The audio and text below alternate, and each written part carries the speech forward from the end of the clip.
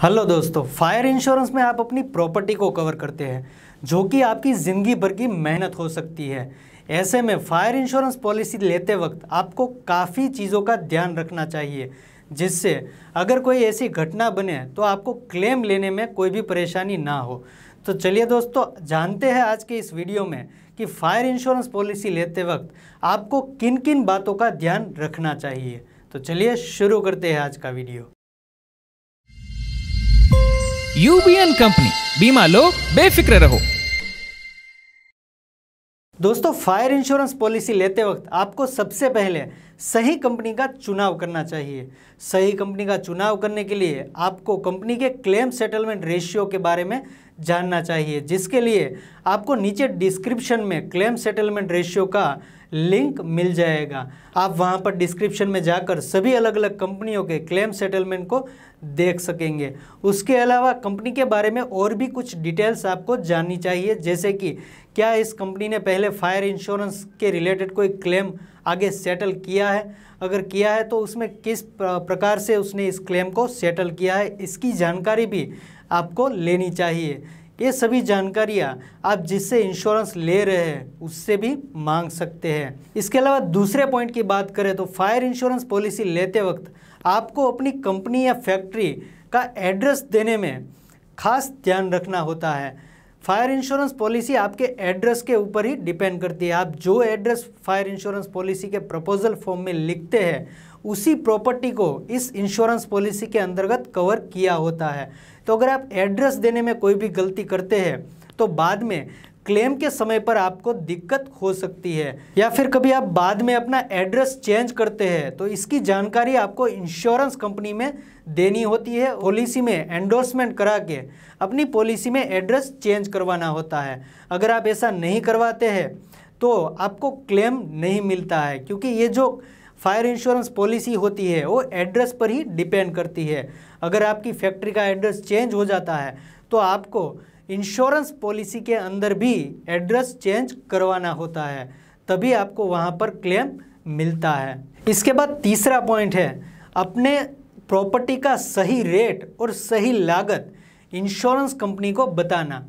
जब आप proposal form, fire insurance का प्रपोजल फॉर्म फिल करते हैं उस समय आपकी जो प्रॉपर्टी है जिसे आप इंश्योर कर रहे हैं, चाहे वो आप बिल्डिंग हो, आपका कोई मशीनरी हो या आपका स्टॉक हो, तो उसकी सही लागत, जो उसका रेट है, उसकी जानकारी आपको उसमें सही देनी है, जिससे जब भी क्लेम आता है तो उस समय आपको दिक्कत नहीं होती है।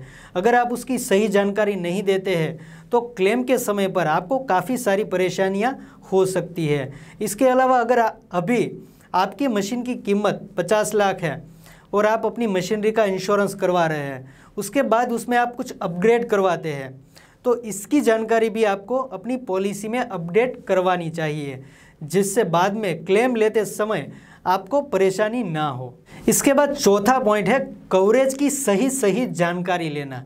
आप जिस भी इंश्योरेंस कंपनी से पॉलिसी खरीदने जा रहे हैं उस पॉलिसी में क्या क्या कवर हो रहा है, इसकी सही जानकारी आपको ज़रूर लेनी चाहिए कि उसमें सिर्फ फायर ही कवर हो रहा है या फिर फायर के साथ अर्थक्वेक, स्टॉर्म, फ्लड, ये सब चीज़ें भी कवर हो रही है या नहीं हो रही है, इसकी सही जानकारी भी आपको ज़रूर लेनी चाहिए। अगर एक एग्जाम्पल के थ्रू समझे तो आपने OMG पिक्चर ओ माई गॉड तो ज़रूर ही देखी होगी।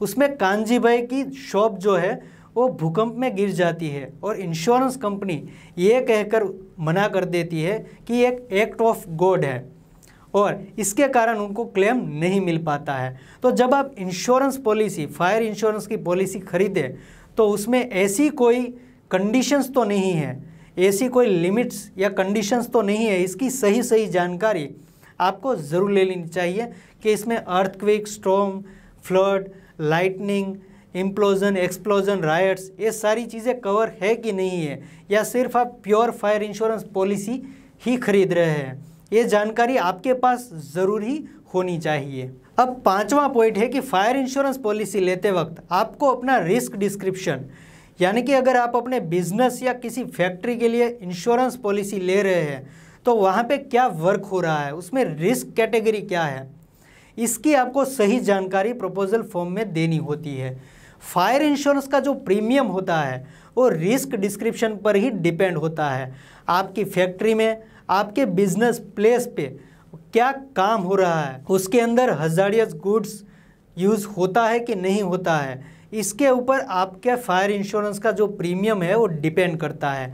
कई बार लोग अपना प्रीमियम बचाने के लिए उसमें गलत जानकारी देते हैं, जिसके कारण बाद में क्लेम लेने में काफ़ी दिक्कत होती है और कई बार इसके कारण क्लेम रिजेक्ट भी हो जाता है। आपको अपना वर्क डिस्क्रिप्शन सही प्रपोजल फॉर्म में फिल करना चाहिए, जिससे बाद में क्लेम लेने में आपको कोई भी परेशानी नहीं हो। फायर इंश्योरेंस का जो प्रीमियम रेट है वो IIB यानी इंश्योरेंस इंफॉर्मेशन ब्यूरो ने सभी अलग अलग वर्क कैटेगरी के लिए अलग अलग रेट फिक्स किया हुआ है। तो इसका जो प्रीमियम आता है वो आपकी वर्क कैटेगरी यानी आपका जो रिस्क डिस्क्रिप्शन है उसके अनुसार आता है। अगर आप प्रपोजल फॉर्म में एड्रेस, अपनी प्रॉपर्टी का सही रेट और अपने वर्क का सही डिस्क्रिप्शन देते हैं तो आपको बाद में क्लेम के टाइम पर बहुत ही आसानी हो जाती है और आपका क्लेम आसानी से पास हो सकता है। तो दोस्तों आज के लिए बस इतना ही। आज का ये वीडियो आपको कैसा लगा ये हमें कमेंट बॉक्स में ज़रूर बताएं। वीडियो पसंद आया हो तो वीडियो को लाइक करें, शेयर करें और देखते रहे be smart. Thank you. UBN company, बीमा लो बेफिक्र रहो।